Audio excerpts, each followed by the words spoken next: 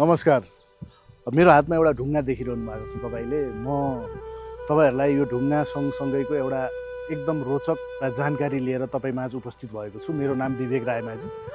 म अहिले गुल्मी दरबार गाउँपालिका वार्ड नम्बर 7 मा उपस्थित छु र यो वार्ड नम्बर 7 मेरो जन्मथलो पनि हो।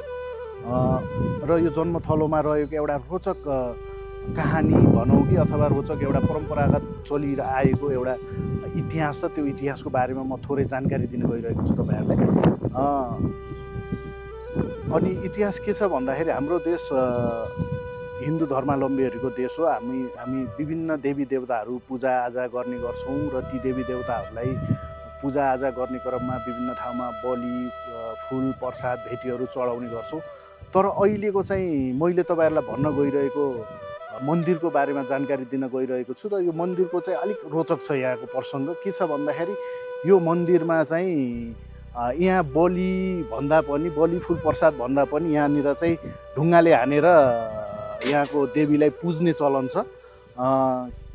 यहाँ अचम्म खालको ढुङ्गाले हानेर पुज्ने चलन चाहिँ कसरी भयो भनेर यो इतिहास मैले बुझ्दै जाँदाखेरि मैले यहाँ छिमेकी बुवाहरूसँग कोही बुवाहरूलाई मैले सोध्ने क्रममा उहाँले चाहिँ के जानकारी दिनुभयो भन्दाखेरि यो ठाउँमा परापूर्वकालमा एकजना विधुवा महिला गर्भावस्थामा रहेकी एकजना विधुवा महिला यो बाटो हिँड्दै गर्दाखेरि यहीँनिर आएर एउटा बच्चालाई जन्म दिनुभएको रहेछ।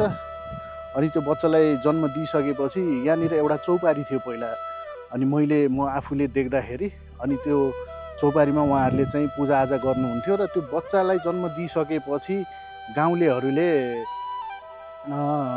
के भन्दाखेरि एकजना विधुवाले पनि यहाँ आएर बच्चा जन्माइ भनेर विधुवाले बच्चा जन्माएको भनेर नस्वीकारेर उहाँहरूलाई गाउँलेहरूले ढुङ्गाले हान्ने चलन ढुङ्गाले हान्नुहुँदो रहेछ। हानिसकेपछि ती महिला चाहिँ यहीँनिर भाँसिनु भएको रहेछ। भाँसिसकेपछि लौ यहाँ चाहिँ चमत्कार भयो कि चाहिँ उहाँ चाहिँ देवी हुनुहुन्न रहेछ भनेर देवीको स्थापना गरेर यहाँ चौपारीमा अनि म्यालको रुखहरू थियो, त्यो रुखमा चाहिँ ध्वजा बान्ने पूजा गर्नुहुन्थ्यो।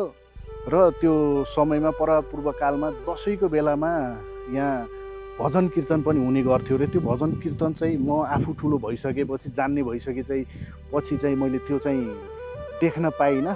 बुवाहरूले चाहिँ भन्नुभएको थियो यहाँ भजन कीर्तन पनि हुने गर्थ्यो र अहिले चाहिँ समय सँगसँगै त्यो चाहिँ हट्दै गयो।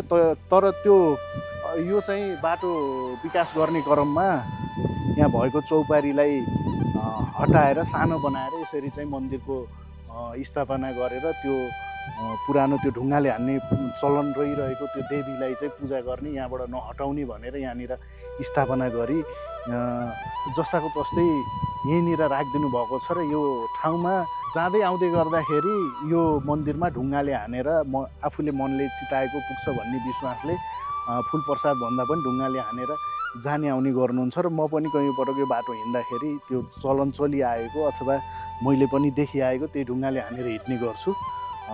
यो नै तपाईँहरूको लागि एकदम म आफूलाई पनि एउटा जिज्ञासा थियो। अरू